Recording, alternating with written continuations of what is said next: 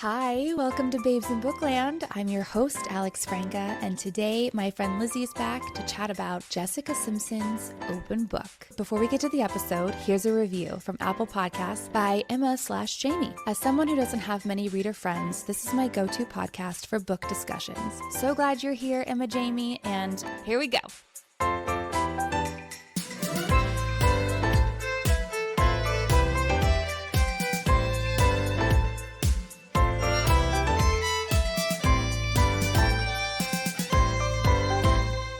Hi, Lizzie. I'm so happy to be here. You know, I love me some Jessica Simpson. You and I read this book. We were starting a book club with our friends, and then COVID happened. That's right. And the book club went away.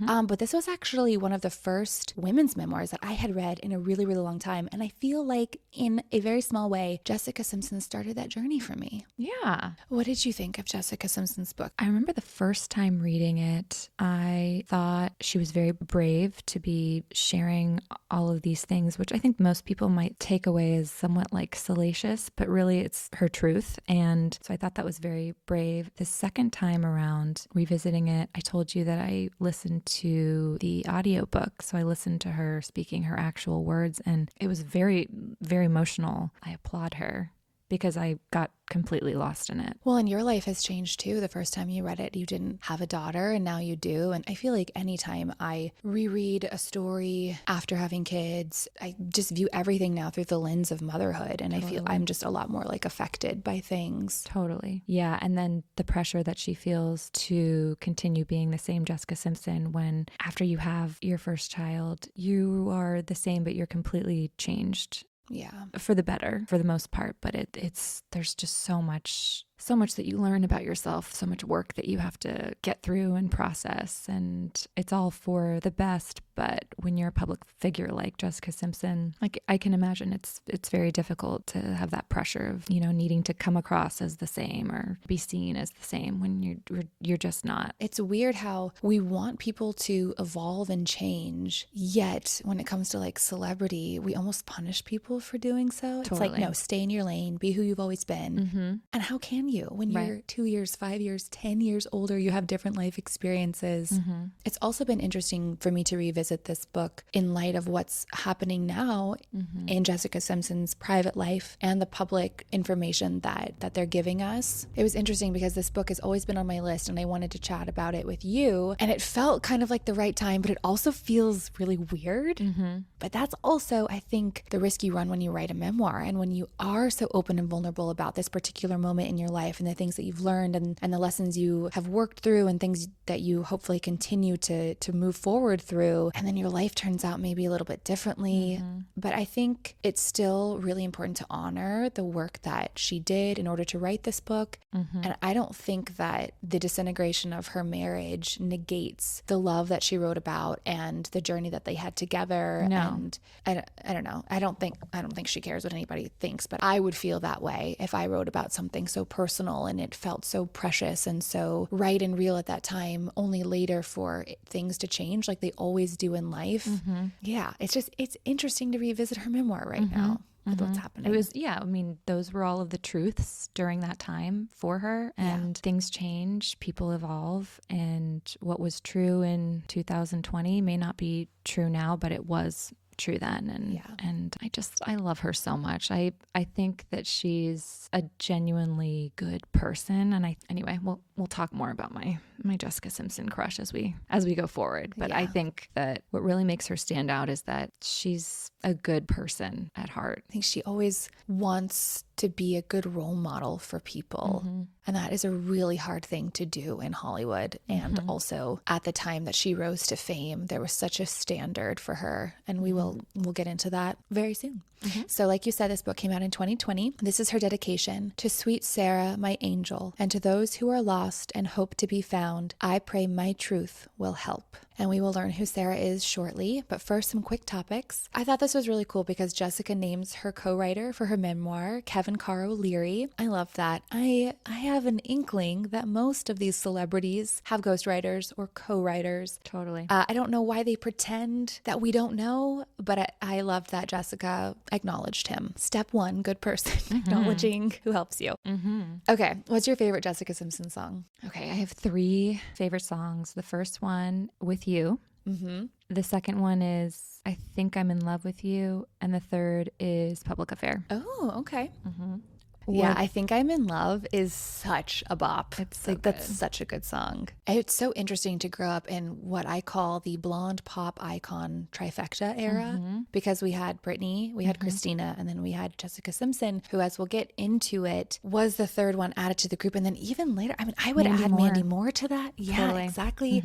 It was just so interesting having this very particular type of pop star kind of as the only standard at the time. How do you stand out? How do you remain true to yourself when you're being told to fit this mold, yet that's what the other girls look like? And as we'll get into it, there were a lot of people pulling her in a lot of different directions. And I think she tried to stay as true to herself as she could, but there were a lot of pressures on her to make money, to perform well, to be who they wanted her to be. But there are great examples of her later in her career putting her foot down and saying, no, this is what I want, and aligning herself with people who supported that vision. She's clearly done a lot of work to understand herself and her life thus far. And I think that's why she was able to write such a reflective memoir at this point in her life and overcome the painful parts. And maybe she's working through some stuff right now as life continues just to kind of hand you things. We are always works in progress. The work is never done, no matter how much we would really like it to be. Yeah. So before we get into Jessica's memoir, I just want to talk to you a little bit about our obsession with celebrity as a culture. There's a lot of, especially with Instagram and social media, and you can now connect with your favorite celebrity in a way that you haven't been able to connect before. When we were growing up, we would just put their posters on our walls and read about them in magazines. And now they post pictures every day, and you can get cameos from people and all sorts of stuff. Do you think that this is a healthy situation that we are finding ourselves in? No, I don't. I think that having more accessibility to our idols is dangerous, not only for us as the fan or consumer, but for the celebrity themselves. I think there's too much pressure to share way too much information. You see a lot of people feeling entitled to information because they are a public figure. Personally, being a very private person myself, don't like that. And I don't think it's healthy. And I feel like parasocial relationships just get really bizarre. You know, when Justin Bieber started dating Hailey, what was her original last name? It's famous. Baldwin. Baldwin. Baldwin. How could you forget? I knew it was, I could see the dad in my head, but I just forgot for a second. And then all of these like Selena stans were just coming out and being so aggressive towards this girl for dating someone. And it's kind of like, all right, we need to check ourselves. If you are spending more time than not thinking about a celebrity who literally has no idea who you are, connect with some people in your real life, you know? Yeah. I think that speaks to where technology has brought us, and it's a generational thing. There's no incentive to make real friends if you think that these people, as you said with the parasocial relationships, if you think that these people are your friends and you're supporting them. Yeah. I mean, we've seen that played out on like literally the biggest stage that America has with the current administration. I think there's a major unhealthy parasocial relationship going on there. We are dollar signs to them mostly. And the people in your life, in your circle, are the ones who can really care for you and support you and be there for you and uplift you.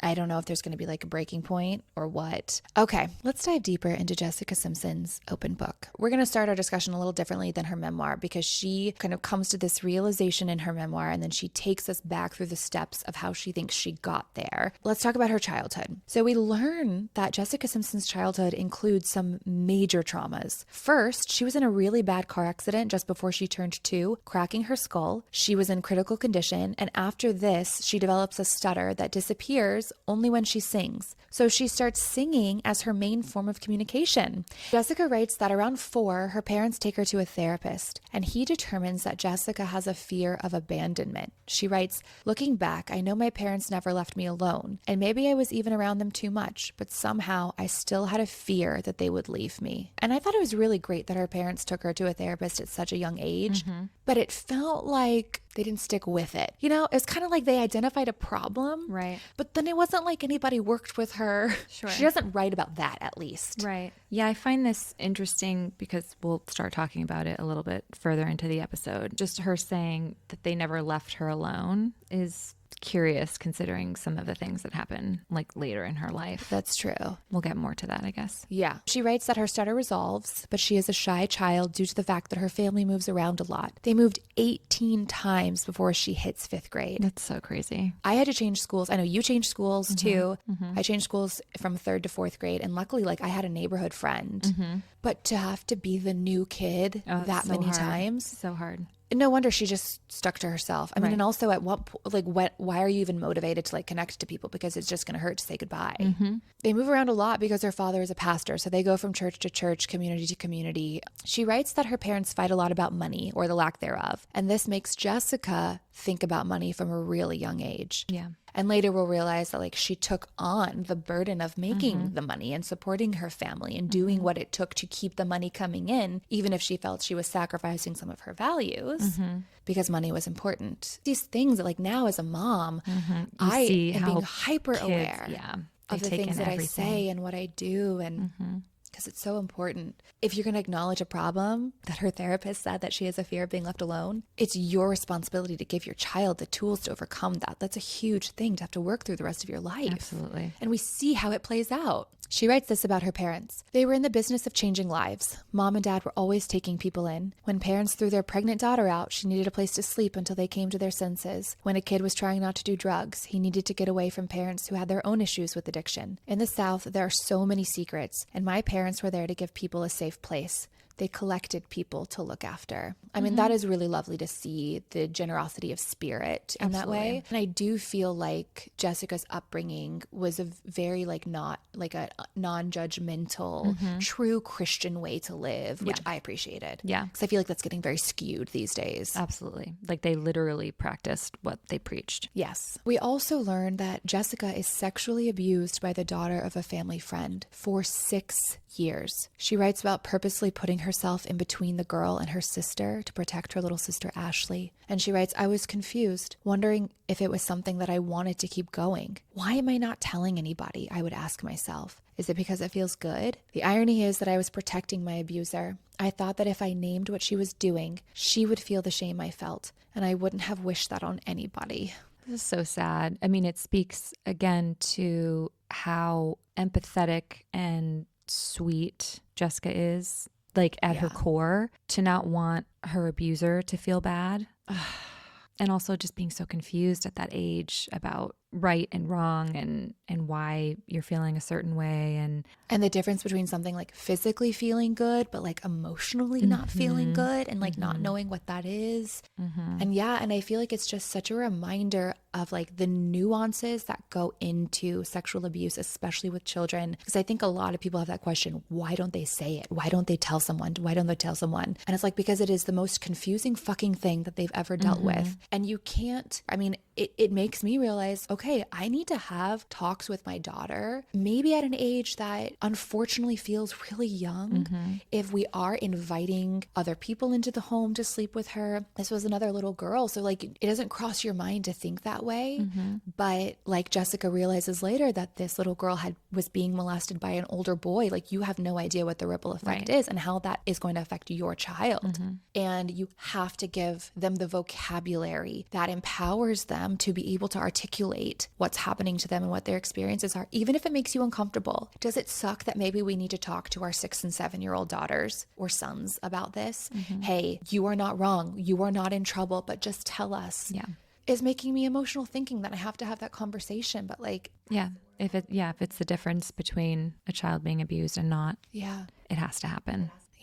Jessica writes, I was so young that I didn't know anything about sex or my private parts. My parents never talked to me about this. I mean, they taught me my body was a temple of God, but that was in reference to some imaginary guy in the future. It was never about someone who's supposed to be a friend, making you do things you don't want to do. So I came to understand sex and my body solely in terms of power, or in this case, lack of power. I was just going to let her do whatever it was she wanted to do because I didn't want to hurt her feelings. That's kind of how I was in many of my adult relationships too. At first, I held myself back, refusing to have sex until I was married. I was afraid sex and the need I had to give pleasure no matter what would destroy me as I let men walk all over me. I was right. She does finally tell her parents about what is happening to her. This part pissed me off so much. Her mother tells her father, I knew something was happening. How? How as a mother can you have an inkling? Fuck courtesy. I can imagine it would be a very difficult situation. You have family, friends come over and like, how do you even broach that? But like, talk to Jessica then. Ask her a question. Trust your daughter. You've raised her to be a good person. And if she tells you something's happening, then believe her. Right. But her mother never even gave her that opportunity. Yeah. Jessica writes, I already understood denial and how much it fueled the actions of families, especially Southern families. People want to paint the picture pretty, especially a minister's family. They were probably also shocked these good people who did everything to help others hadn't been able to help their own daughter. And the thing that kills me is that she had the instinct. Oh, she had the gosh. thought. Yeah. Because if it's almost like better if she was like, oh my God, I had no idea. But just the fact that she sort of thought maybe, it was like, how could you turn a blind eye to that?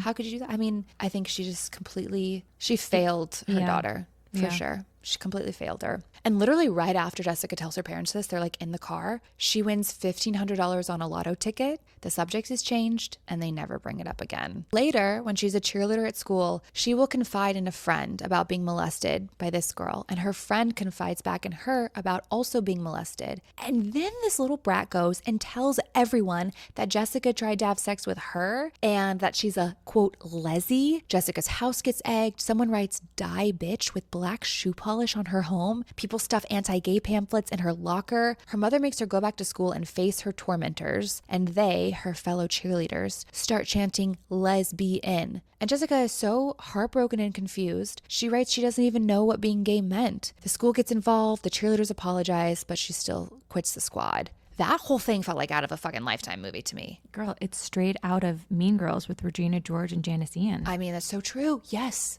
it's so true. She writes, the scar remained. I had opened up to someone and look what it got me. She's sharing her traumas with us and also how she now knows they've affected her even deeper than just like at face value, these traumas are horrifying. Did you ever have to deal with a bullying situation growing up? I did, particularly in 8th grade, the quote unquote friend group that I was in. You know, there's always a ringleader. She was definitely an unnecessary level of mean where I couldn't even get a word in edgewise. It was like I would try and talk to her and she would walk away. That is so weird. Yeah. It sucks when like the bullying comes from like a once friendly source. With Jessica, like this was a girl that she'd become friends with. Clearly they both confided these secrets in each other. And then something happened and this girl thought, I no longer want to be close to Jessica. I want to turn her into the enemy. I think that bullying says far more about the person who is doing the bullying and whatever they're going through than the person that they're projecting it on. 1,000%. I mean, the phrase hurt people, but still you're just like, then fuck it. Like go to therapy, figure yourself out. Like I'm tired of your shit. You know, like I can sit here and try to be compassionate and understand like, oh, you're an angry person because this happened to you and that happened to you. But at the same time, like yeah, I don't want to deal with it. Yeah. Yeah. Another traumatic experience for Jessica is losing her beloved cousin Sarah in a car accident when Jessica is in high school. This is who her book is dedicated to. And Sarah was her person. She writes, now there were two worlds, one where Sarah was alive and a completely insane one where God had taken her. And the only person I could think of who would help me understand that was Sarah. She's gifted Sarah's journal, and she sees that every single day her cousin would pray for her. Jessica writes, even now I burst into tears. I had grown up so lonely, not always alone, but lonely. And that whole time, Sarah thought of me with love every day, possibly at the very moments when I felt the most lost. That realization that I was never truly alone all that time changed how I thought about heaven. It wasn't someplace in the sky. It was with Sarah, and Sarah was with me. Jessica continues, I started journaling when I saw how Sarah could express herself so beautifully on the page. And as I wrote, I started to get to know myself better, readying myself for what was before me. So I know we've talked about this, and you've kept diaries or journals. Okay, here's the thing, and I'll make it really quick. I only have one real remaining journal from when I was in middle school, and it's literally all about boys. That's what my journals were all about too, which is why I threw them all away. I have one remaining. I looked back and I cringed and I said, I have got to shed this layer of whoever this girl was. No, I think it's really sweet. I think it's such a great thing to do as a young person, to like get your thoughts out of your mind, even if it is about boys, which, you know, feels so like silly now to us, but it wasn't then, right? Like, I mean, my feelings for boys, like that was a big way of how I valued myself. I didn't realize that at the time, but like that was something that I was really going through and I needed to express it and put it on the paper and like figure it out. But I also needed to get rid of them when I grew up. So you know, to each their own. And Jessica's actually, it's really cool. On the inside of her hardcover, the art is various pages from different journals that she kept. So this is obviously a resource that she would go back to help write the memoir. And then I think even like in her songwriting and stuff, you know, what she would journal. So I think that's really cool. Speaking of singing, Jessica loves to sing. Remember, it helped her get over her stutter earlier. And she's also really talented. We know this. She's like buku talented. She writes about singing with her church, and at one point thinks that music ministry is her calling. And a family friend then tells them about the new Mickey Mouse Club auditions. She makes it to the final callbacks in Disneyland, but the producers tell her that she needs to work on her acting before this final callback. So she starts taking acting lessons at what she calls the Chuck Norris School of Acting. It's literally Chuck Norris teaching her how to act. And he tells her that she is much too expressive. He goes, do you know who the most powerful actor in the world is? Denzel Washington. Do you know why? Because he doesn't move his eyebrows. And honestly, that's always really stuck with me. And that feels like such a simple way to like deduce down like good acting. But what did you think about that? Like, we went to a very prestigious acting school. We've continued acting classes outside of class. What a funny piece of advice, but kind of a great piece of advice. This is so true. I will tell you, because our senior year when we were taking acting for film, the one thing I noticed, we would watch our tapes back, were that my eyebrows were like jumping jelly beans. So I laughed when you sent me the notes for this, because I had the same, it's the smallest thing, but in stillness, there's a lot of power. Yes, you don't realize this when you're on camera, but even the slightest movement is a huge deal. And look, there are actors who I think like moving eyebrows is their thing. But do you want to be known for your eyebrow movements as an actor? I don't know. I personally don't. And honestly, that's another reason why I get Botox, anti-wrinkles, and also to calm my eyebrows down. Because there have been times where directors have been like, okay, do that again. Try not to move your eyebrows. Because you just don't even think about it. Okay, so it's time for Disneyland and her final callback. We read some familiar names in her book. Ryan Gosling, Justin Timberlake. Sorry. Realized I didn't include it in the outline, but we'll flash forward a little bit. And at one point, Jessica and Justin Timberlake will kiss. And he immediately pulls away and is like, I have to call Gosling because we had a bet. And that just reminds us of who Justin Timberlake is. Justin Timberlake has always been the problematic person. And you know what? He was my favorite NSYNCer, and that is something I'll have to live with for the rest of my life. See, this has been another thing about social media, right? Like all this stuff comes out because people have their phones out and they're able to snap a picture of someone cheating on someone and post it onto the TikTok or the Instagram. Yeah, can't escape it. So in that way, I applaud social media and parasocial relationships. Let's help out these problematic men. Okay, so back to where we are in the memoir now. There are 11 of these kids, and they need a top 8. Jessica is told that she is pretty much a shoo-in. So she's feeling pretty confident until a beautiful blonde girl by the name of Britney comes strutting in, and she and Jessica basically have the same look, and they're both Southern, and Britney can sing and Britney can dance, and Jessica freezes. She absolutely mucks up her audition, and she knows her dream of being a Mouseketeer is over. My heart just broke for her. We've all had those auditions where like maybe the stakes weren't this high, right? But you just walked out being like, oh my God, who was that demon that took over my body and either paralyzed me or made me say that weird thing or do that weird thing? It's also funny because I guess maybe as younger kids, they were the same quote unquote type. It's interesting as a performer when you're going for something and you see the competition that's in front of you and it doesn't really like make sense in your head, like why you're the same. Because like Jessica Simpson and Britney Spears are very, very different to me. I guess at that time, right, they were both blonde. They were both had the Southern accent. That's the box that they needed to check. And honestly, is there a world where Jessica and Britney probably could have both been on the Mouseketeers? Yeah. 1,000%. But this is the thought that Jessica put into her head. And this is why you can just be your own worst enemy for these things that nobody else is even saying. Yeah. It clearly wasn't meant to be, and obviously Jessica found her way to fame another route. But Jessica writes, I cried for days. I cried eating cereal. I cried peeing. I cried praying at church. The sense of loss and missed opportunity was suffocating. I really resonated with that. I love that she wrote she cried peeing. Because it's like, man, when you're just that heartbroken, you just can't stop crying. You know it's bad when you're crying, you're on the toilet. That's right, when it's coming out your eyes and your urethra. Okay, like I said, the dream isn't over. Her father meets a man who has a gospel label, and she starts working with a vocal coach and getting gigs on the gospel circuit. And this makes her really happy. She loves this. She loves standing in front of a church and singing, and it's amazing until her body starts developing. And God forbid you can see she has breasts. A pastor tells her mom, quote, she will make men lust. I am so tired of this argument. Just look away. Don't be a creepy dude. Why is it our responsibility? So Jessica has to start covering herself up. She starts wearing vests and blazers. She writes, it wasn't just my pastor. When I performed at abstinent rallies, people were especially hard on me. I would be wearing the exact same shorts and t-shirts other girls my age wore and get yelled at for dressing sexy. Again, I think that is on the eye of the beholder. It's also disgusting. Someone even calls her an abomination to the Lord when she is wearing leggings and an oversized t-shirt and a vest. She's a teenager. It's so infuriating. Do you remember like when people started reacting to your body and like how that made you feel?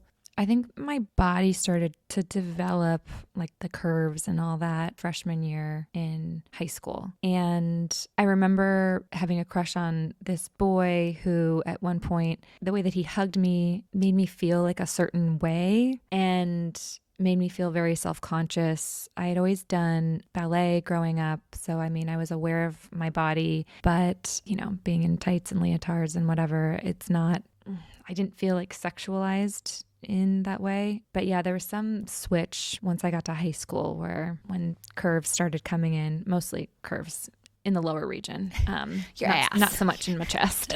I would get this kind of icky feeling towards your own body. Yeah, and want to kind of, pull things down or cover things up. It was kind of hard to explain, but I would usually kind of scale toward the more modest. And then when I kind of started embracing things like for school dances and whatever, it was like, oh, I have a body. Yeah. It's kind of a hard thing to navigate at that age.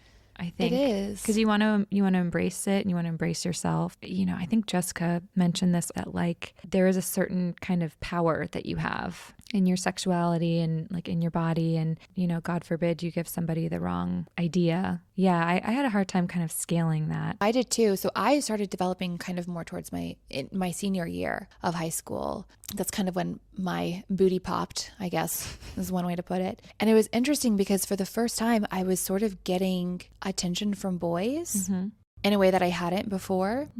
And I know exactly what you're talking about, navigating that fine line. For me, it was between like feeling comfortable with what they were saying about my body, sort of liking it in that like broad way of like, oh, like they do think I'm sort of attractive. But then also like I remember one boy told me that they said I had DSLs, dick sucking lips. I guess my lips popped at some point in high school. And you've always had very big, nice natural lips. Yeah. I remember thinking like, oh, but also I'm not ready. Right. I don't want them to think that about me, but I do want them to notice me. Like it was really confusing. And it's also this weird thing where putting what the male gaze value is on our body. And again, it's this thing too where like, at least in my high school, like the girls were always told skirts too short, or, oh, you're supposed to be covering your shoulders. And then of course guys didn't wear clothing like that, but it did feel like there was this weird double standard where it's like, I mean, we were in Texas, like it gets freaking hot. You're wearing a tank top. Is my shoulder really that distracting to who? Right. Prepubescent boys who are also dealing with hormones coming in that they're confused about. Like, I understand why it is this very complicated situation, but I think that the adults in her situation were absolutely disgusting. Because it's one thing coming from a 14, 15, 16-year-old boy, but to have a full-grown man come and tell you that this 14-year-old girl is going to make people lust because she's developing into the body that God gave her, right? Like if we're being in a religious sense, right? Like, fuck off. And it's also so ill-advised from a fashion standpoint, because by putting a blazer or a vest over that area, it's actually enhancing it. It's drawing more attention to it, to whatever it is, to whatever the thing is that they can't handle. Yeah, it's gross. It's gross. And we will talk again about how Jessica's body becomes a major player in the game later. So on her 17th birthday, she flies to New York to meet with many heads of record labels. She meets with Jive, who tells her that they just signed someone like her, Britney Spears. Here comes Britney again. At RCA, she gets told a similar line. This time it's Christina Aguilera. Then she meets with Tommy Mottola, head of Sony of Columbia Records. He asks her what she wants to do with her life, and Jessica doesn't say just sing. She says she wants to be a role model for girls all over the world. She writes, "I said that you don't have to compromise your values to be successful." So this impresses him, and her singing impresses him even more. They want to sign her, but they're not the only label that does. She asks God for a sign, and she talks about how she's driving and this bird like smashes into her window, and she's confused because she's like, what? None of these labels are called Bird label. But then she looks out the window and she sees a sign for Columbia Hospital. So she's like, okay, God, I get it. Columbia. Do you believe in signs from God and the universe? I think to a certain degree. I think a lot of things are coincidental. I think that you can find the meaning in almost everything. You can find what you're looking for. I think what so. You're wanting to look but for. I mean, I like this. I like this example. I think it's funny. So she signs with Columbia. Tommy tells her she needs to lose 15 pounds right away. It's so disappointing. Him being impressed by her. And then being like, okay, so we got you, and this is what I need you to do. Remember when you told me you want to teach girls not to compromise their values to be successful? I'm going to need you to compromise your body weight. She's 17. This is her dream. This is what he says. That's what it'll take to be Jessica Simpson. And she writes, I looked at my parents. They said nothing. Neither did I. I thought I had the job, and now I had to change myself to be Jessica Simpson. Nobody's advocating for this sweet child.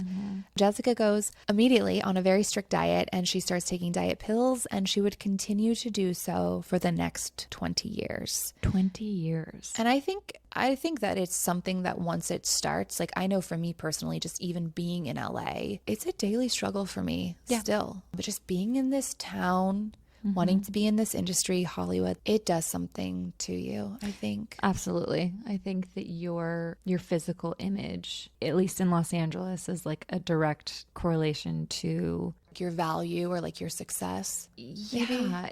What I will say is that after having a child living in Los Angeles, I definitely felt immense pressure to quote unquote snap back as soon as possible. Yeah, but like I only have to deal with the voice inside my head.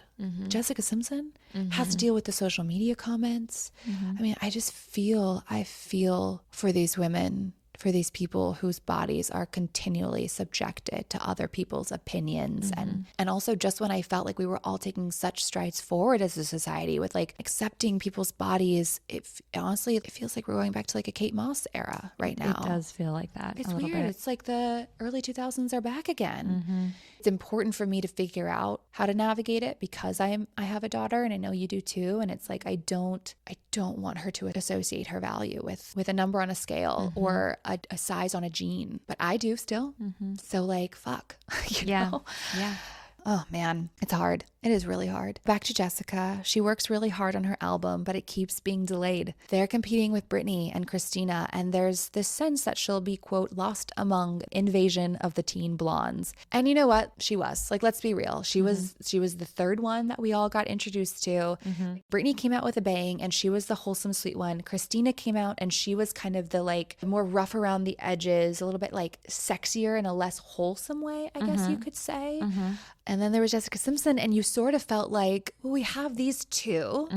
Just, it kind of felt like, where does this girl fit? Her and Mandy Moore, which I both loved. Yeah, Jessica, there was definitely a religious aspect to her. They try to change her style after One More Time does so well. Jessica writes, I had been signed for my voice, but now I had to contort myself into this mold of a dancer. But she's basically like, whatever you guys want me to do, I just want my song on the radio. And they do their damnedest to turn her into this virginal sex symbol. She has to show off her body for music videos. It was more skin, sexual dancing, all this stuff. And she's still dieting like crazy to look a certain way.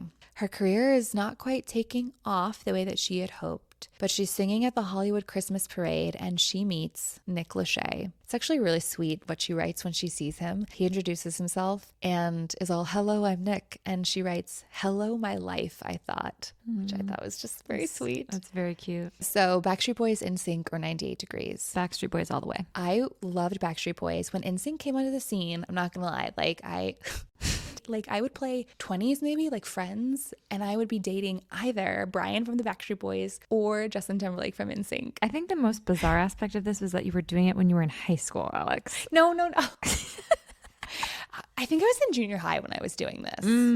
Yeah, like 7th or 8th grade. Right when NSYNC and Backstreet Boys were like super hot on the scene. I was never really in 98 Degrees. You know what it was about them? They felt older. They were. I went to a 98 Degrees concert. I did like 98 Degrees. I liked Backstreet Boys and 98 Degrees. And you liked your boys with an edge. Yeah.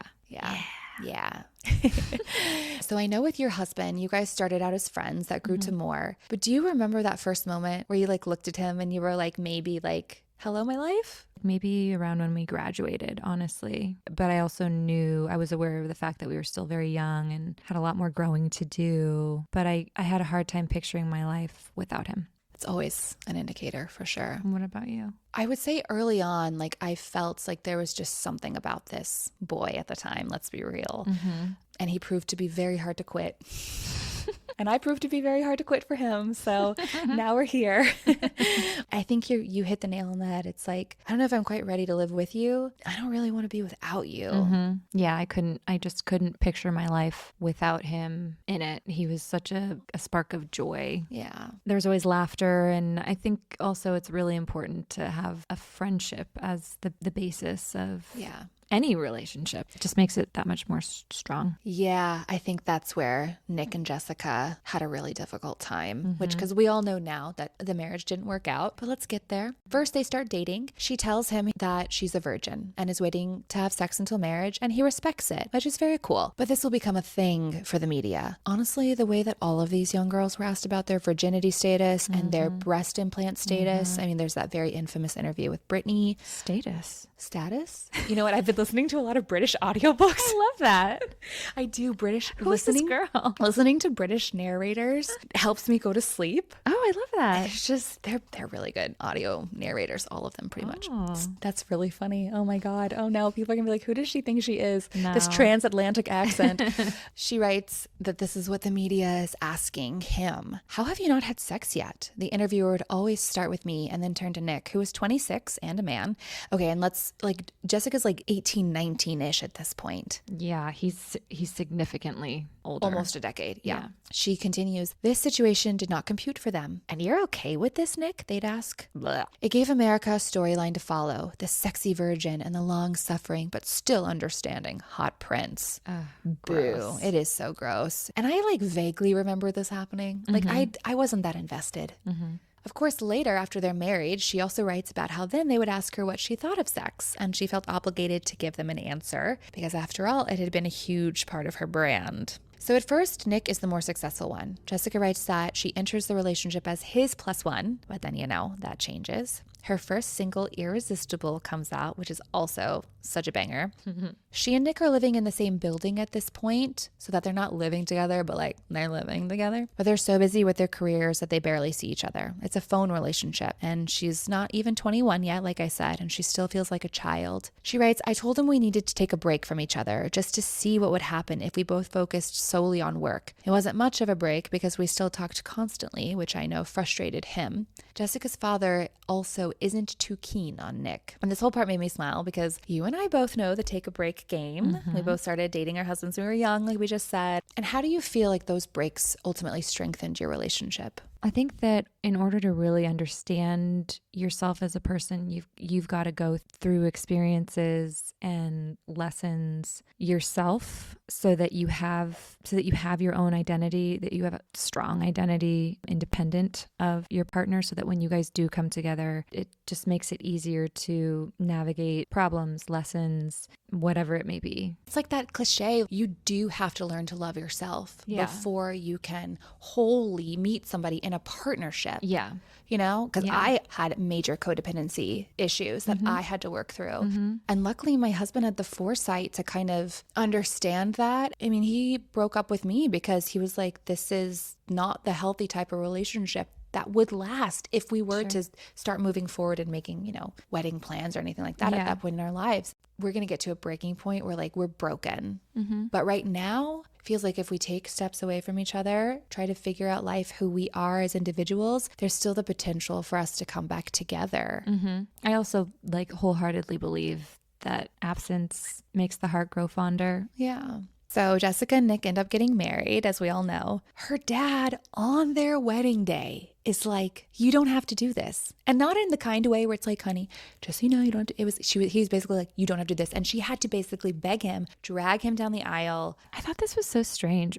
I can't imagine what Jessica was going through, about to go down the aisle and being told, you don't have to do this. Yeah, especially because she will have not the best relationship with her father a little bit later in life, but like up until this point, he is kind of her rock. It seems like she has a good relationship with both of them. Yeah. And so that was just really weird. Let your daughter make her own life decisions. You don't always have to agree with it, but like support her. And especially if it's something like this.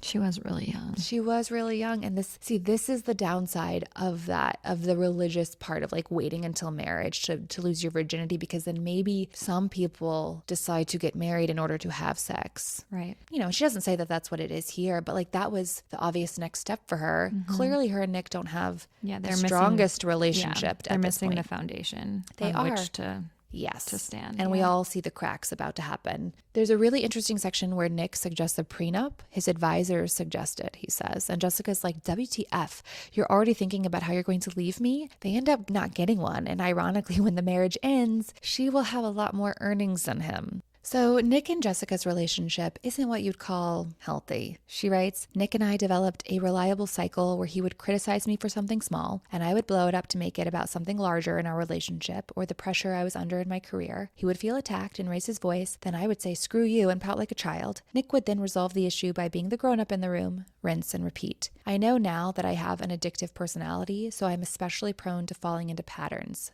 Thank you, therapy. How do you fight? I'm a lover.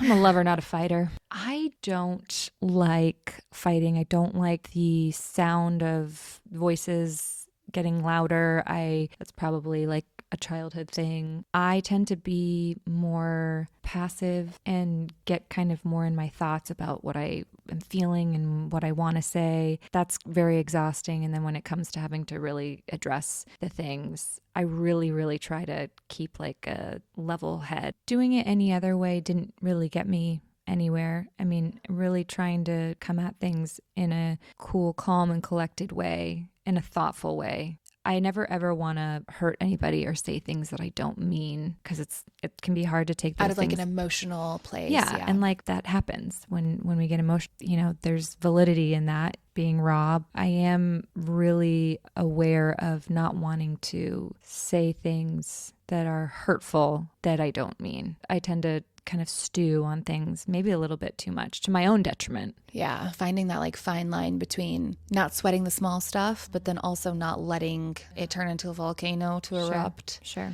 Kind of like you, I don't want to say something I don't mean. I don't want to say something the wrong way. I also tend to like clam up, and I need to sort of process my feelings because I know this about myself. Like I can get very emotional because I don't like being wrong also. And so any time something kind of gets brought up, I get defensive very quickly. And I have to walk myself off that ledge because I know that that's not what the situation is or is calling for. You really hit the nail on the head, trying to be as thoughtful about your response and realizing like this person's on the same team as you. You're doing your best to walk through life together, facing things together as opposed to like a me versus you situation. Right. But it can feel like that sometimes. Like, absolutely. Like I said, I just don't like to be wrong. So like when somebody calls me out on behavior, even if I can admit and realize, yeah, that wasn't cool on my end, my first instinct is always, no, you're wrong. Yeah. You know? Yeah. So still figuring that stuff out. Yeah. So let's talk about Newlyweds. Her dad pitches the idea of a docu-style reality show to MTV. She writes about the show, one that would chronicle our marriage and me working on my third album. If MTV was going to pay me to live my life and be on their channel, it didn't occur to me to say no. This is not a good idea for them marriage-wise. Great decision for her business-wise, though. I mean, she is on the map. This continues to put her on the map. This plus the Osbournes are really like, these are the first two big reality shows sneaking a peek into the lives of celebrities. We get in there with her. She talks about how she was like, I was going to be in my pajamas, no bra on, no makeup. Like I was going to be real. But they do try to set boundaries. Production pushes back. She writes about the burn marks that they would have on their backs from the mic packs from wearing the mic for so long. Oh my God. I know. And they would put Jessica and Nick into situations for a story. It's just honestly the worst possible thing that they could have done for their first years of marriage, especially because they didn't have the best foundation. They hadn't even lived together. Living together with a partner is its own thing. You're figuring out so much about them that you didn't know. I actually never really watched Newlyweds. I did when I could. Yeah. I thought she was fascinating and adorable and like funny and silly. And I really liked the way that she dressed. Her style and fashion, which obviously she goes to make a lot of money from with the Jessica Simpson collection. I feel like she always had a really good sense of just what to wear, what was comfortable, what looked cute. Which is interesting reading her memoir, knowing now how much she had to like cover herself up and then uncover herself.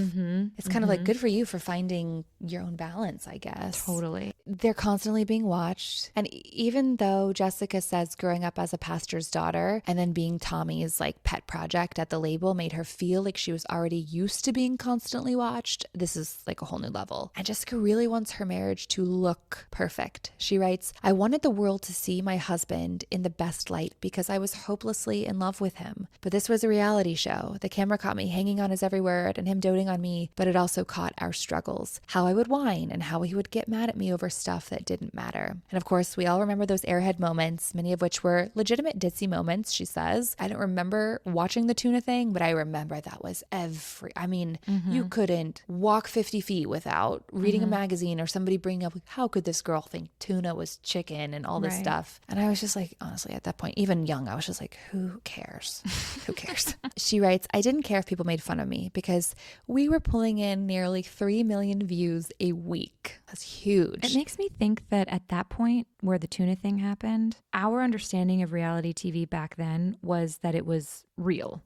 Yes. Right? Yes. It makes me wonder if by that time, when she's having these quote unquote ditzy moments, is that when she realized, oh, that plays? That plays. Yeah. People are literally going to take what they see as scripture or whatever the term is. So is that when she kind of started to play into it? Because I do remember some of the whining and whatever, but then I remember the show kind of getting funny, and it was almost like they became aware of. Well, it's almost like they became Lucy and Desi. Right. Interesting. Right? Which she doesn't bring up, but like that's very much what it reminds me of. Yeah. They play into the characters. It's very Black Mirror, if you think about it. And yeah, I mean, she writes a lot about how she was in on the joke with a lot of this stuff and it didn't bother her. And so, yeah, I wonder if she did. I mean, I would have done the same damn thing. Right. You know, we all lean into aspects of our personalities when people respond well to them. Totally. It's interesting though. Nick's solo album bombs. They're supposed to do a duo for the Rolling Stone cover, and then they just want Jessica because she is becoming the hot ticket item. She writes that Tommy at Columbia had originally not liked the idea of Newlyweds, but is convinced by his marketing people that it's a good idea. And he had said to her, I just want everybody to know that there's going to be a winner and a loser in this situation. Let's just hope our girl is the winner. Problem, Jessica writes, was if Nick lost, so did I. That is why I made a rule early on about not dating anybody in the same industry, because I'm a very competitive person and I just knew that about myself. I think this is also a tale as old as time. Yeah. The man is doing better and then all of a sudden the woman starts doing better in these high power couple celebrity relationships and the man can't handle it.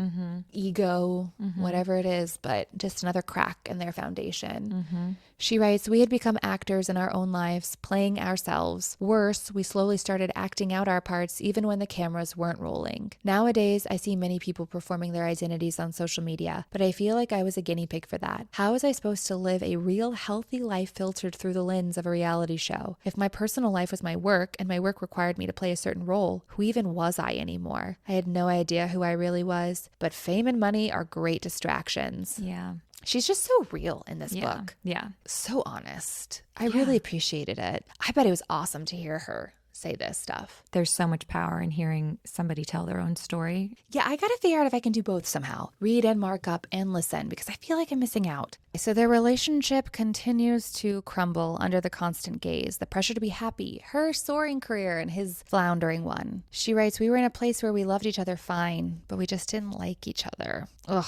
Then she gets the role of Daisy on Dukes of Hazzard and she meets Johnny Knoxville. She writes about the relief she feels working on this movie. Quote, it's nice to be someone else for a while, to not have to play me. She meets Willie Nelson, calls him her guardian angel. Back to Johnny. She writes, after I had sex, I understood that the emotional part was what mattered. And Johnny and I had that, which seemed far more of a betrayal to my marriage than sex. Oh, yeah. And I personally feel like an emotional affair would hurt me more than a physical one. I mean, they're both horrible. I think it's all, it's all bad, but she's, like we've said, she's being very, very honest and vulnerable in this memoir, and she's not getting what she needs.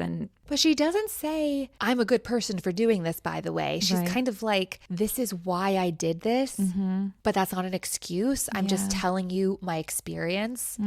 It's up to us to decide how we feel about it. And she doesn't say that she had a physical affair with him. Right. But she does realize I had an emotional affair. And you know what? That wasn't very fair to my husband. True. But also, I didn't think my husband liked me very much. And like, I needed... Yeah, what you said earlier about them loving each other but not liking each other. That's you don't want that, No. you know? Yeah. No. She writes this about Johnny. He made me feel that spirit of adventure as he asked me about my life, not just my present, but about who I wanted to be. I could share the deepest, authentic thoughts with him, and he didn't roll his eyes at me. He actually liked that I was smart and embraced my vulnerabilities. He didn't make fun of me. He laughed with me. He believed in me and made me feel like I could do anything. And the only person who ever made me feel that way was my dad. Certainly not my husband. As we all know, Jessica and Nick's marriage doesn't last. It was a difficult and painful decision for her in so many ways, but she decides to leave him. And even though she had shared so much about her marriage, literally letting the entire world in to watch, she refuses to comment on it or disparage Nick after she decides to leave him. But she struggles with her value. Does the world want a Jessica Simpson without a Nick Lachey? And Nick wants her back. He begs her not to leave him because he loves her, but she knows that love is not enough. She tells him, quote, if love was enough, I would stay forever, but it isn't enough. We have to like each other. We have to be friends. And then let's wrap it up with the prenup. She writes, they said Nick wanted a certain number, and honestly, I don't remember what it was. If it sounds crazy, I can't remember. It was crazy to me that we had that kind of money to fight over just after 3 seasons of a show. We were both blessed by God, but Nick had a better lawyer. Just give it to him, I said. You all gotta stop. Just give him the money. He deserves the money. No way, no how, said my father. Dad, I said, this is for my freedom, and you can't put a price on that. Do it. He relented and agreed to pay him the money just to be done. I'll make it back, I said. I promise I'll make it back. And then I did give or take $1 billion. Oh my gosh. And now we talk about the Jessica Simpson collection, which I was actually very into her shoes when her collection was shipped. I mean, it's still really cute.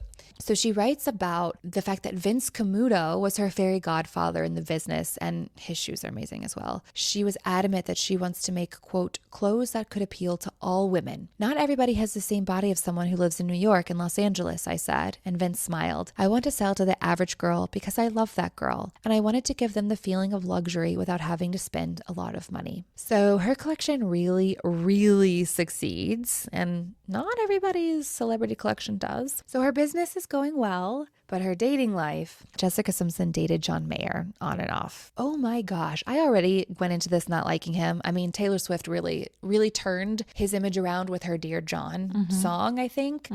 But God, he just seems so manipulative and honestly, like such a douche. Yeah. She writes, he'd dump me, then come back saying he had discovered that he loved me after all. I always saw him as him taking me in from the cold. Every time John returned, I thought it was a continuation of a love story, while my friend saw a guy coming back for sex with some foolish girl. It's pretty toxic. She has her friends who say that like she can't really blame him because she was handing him her power. But again, she's not really taking that time to figure out who she is on her own. And she writes about kind of like putting this pause on her career and sort of just like following him around on tour. And like she said earlier, she has an addictive personality. So she's addicted to him and their love and this kind of give and take thing that he does. It's like he knew exactly how to keep her coming back for more, or like manipulate her to feel like he preyed on her insecurities yes. and weaknesses. And with someone like Jessica Simpson, who is an empath and who is like sweet at her core and an earnest person. Yeah, she's going to take it for face value as being real, not as anything else, probably. Yeah. And she writes, this is where we get our first little hint of the fact that like she starts drinking quite a bit during their relationship. He actually gives her a Xanax at one point. Like she's having a lot of anxiety and he's doing nothing to curtail that anxiety. I mean, he's inducing it. She eventually realizes that her relationship with John, for what it is, not a good thing. And she realizes, quote, you're the only one who has the power to be the best you. Nobody else can do that for you. So it's time for Jessica Simpson to step into herself and her own power. She writes, I wanted to get back to singing from the heart, not to sing to sell records, but to make people feel. And she writes that she's able to do this because the Jessica Simpson collection is doing so well that she's not having to like rely on record sales to, keep the lights on, so to speak. She meets with Dolly Parton, who welcomes her in with open arms. She records a country album in Nashville. She starts dating Tony Romo, and the Jessica Simpson curse thing happens. And I remember this also being a big deal. I have to say, this woman has had a lot of pop culture moments in the zeitgeist. Totally. For sure. That whole thing it hit me the wrong way too. Like again, it's just an example of men blaming women for things that are just not their responsibility at all. Like, maybe the Cowboys just fucking sucked.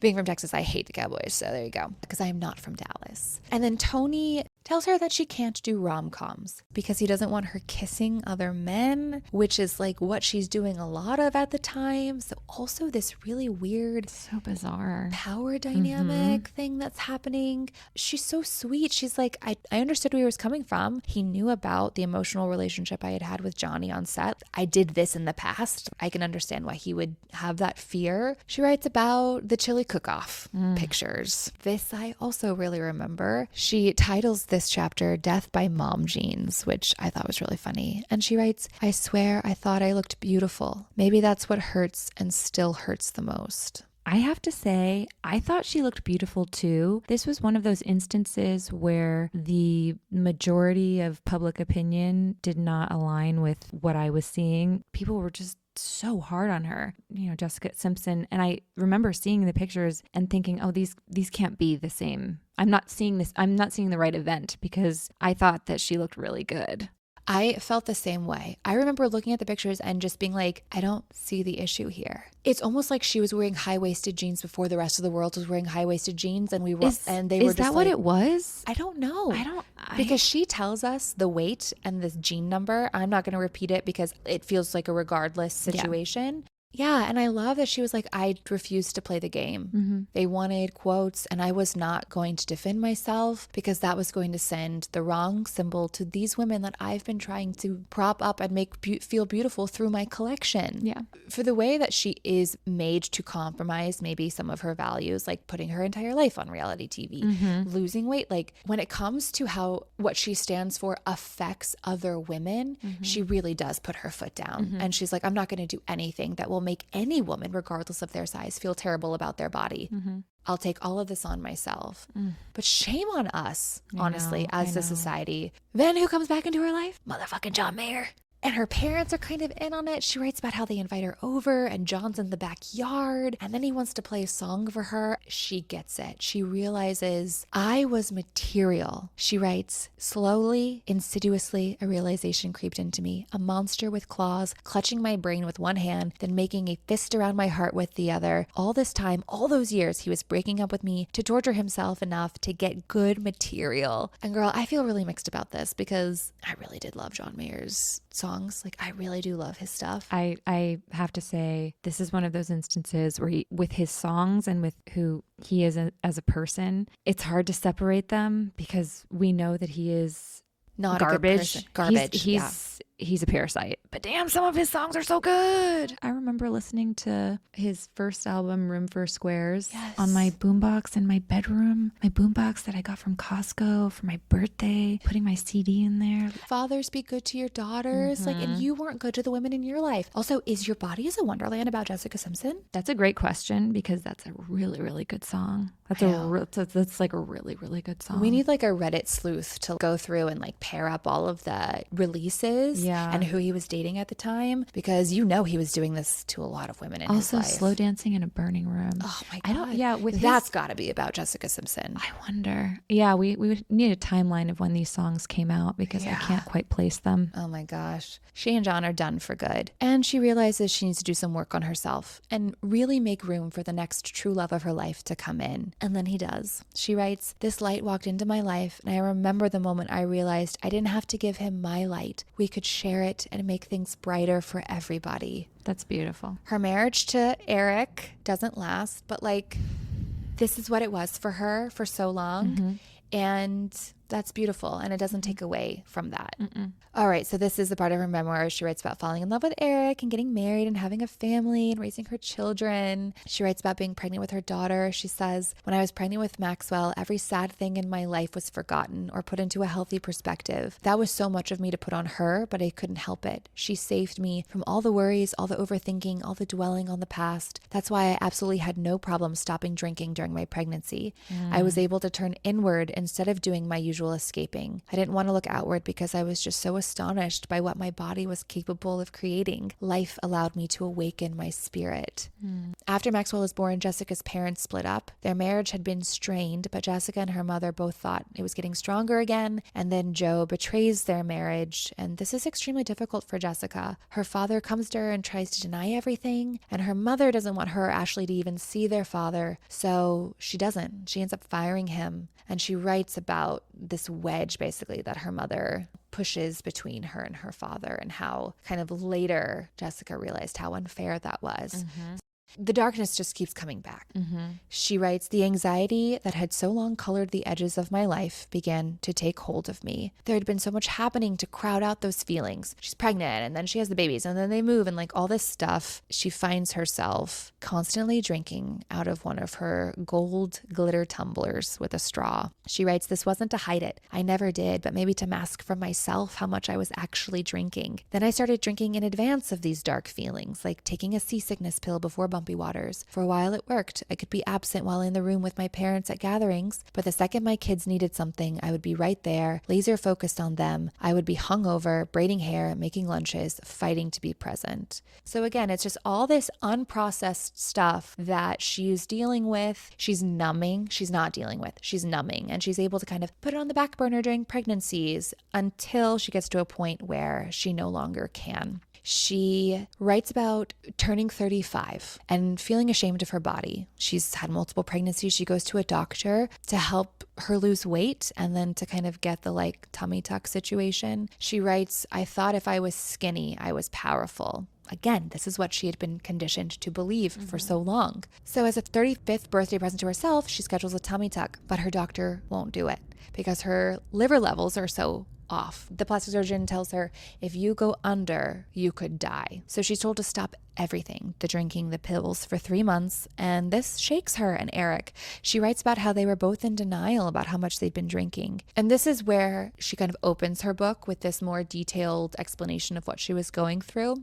It all comes back to her 37th birthday. Her friends have an intervention with her. Jessica writes, I knew I needed to stop drinking and I couldn't. I prayed, which I realized I hadn't done in a long time. I had stopped taking these moments of stillness for myself. She makes a birthday wish, asking God for help and the mercy that she couldn't give herself. And then she does the work. She goes back to therapy. She writes, I started in with a complete play-by-play of all my life's traumas, the sexual abuse I suffered in childhood and the abusive, obsessive relationships I clung to in adulthood. I reeled everything off in a matter-of-fact manner, connecting dots about why each event had contributed to my anxiety, finally ending with, so this is why I need help and why I can't do this on my own. So at the end of this point in her life, at the end of when she's writing her memoir, she reflects back and shares some of her found wisdom. She writes, so often we turn away from ourselves and just numb our feelings to get through the day. You can do that with anything, not just with alcohol. It's so easy to overwhelm yourself with too much to do in a day where you never have enough time for yourself. We need to own our weakness, our hurt, our pain, and say it out loud so that we name what is coming up and why you deserve it. You deserve to feel the heartbreak and the pain so that once and for all you stop holding yourself back from feeling whatever it is you've tried to mask. No, it's not easy, but you are worth the work. And if you do not have a stable presence in your life, take the time you need to become that stable presence for yourself, to find that stillness within you, no matter what storm you are in. I hope wherever Jessica is, she can return to these words because it is just a beautiful reminder. And we all need these reminders sometimes. Life is not easy. Just when you think you've won the war, there's another battle around the corner. Life is constantly changing and you don't know what it's like to be a parent until you're a parent, and you don't know what situations your kids are going to get into. Give yourself grace, cut yourself some slack, but keep checking in with yourself and keep doing the work because it's so important and you deserve it. I just feel really grateful that she shared her story, even if maybe her story is continued in a way that she didn't necessarily think it would. At the end of writing this book, she was so open with us. Me too. And I think that this might be the first of maybe more. She's always understood that her voice could mean something to people. And sharing the things that she shared in this book could not have been easy. But she felt that if telling her story and sharing her journey could help one person, it would be worth it. By being so open about her struggles and the trauma she continues to work through, she encourages her readers to examine the darker parts of their lives too. Her memoir is about hope. However you become a celebrity, if this is how you use your celebrity, I'm all for it. Yeah. She's lived quite a life so far, but I think that even in the past 5 years, there's definitely more for her to figure out. I would welcome an open book part 2. Me too. And I'll talk to you about it. Lizzie, thank you so much for chatting about Jessica Simpson's open book with me. Let's go put on Irresistible and dance it out. Let's do it. I love you. Thank you. Bye. Bye. Thanks for listening to Babes in Bookland. To access the full version of this episode, you can subscribe on Apple Podcasts or support us on Patreon. Visit babesinbookland.com for more information.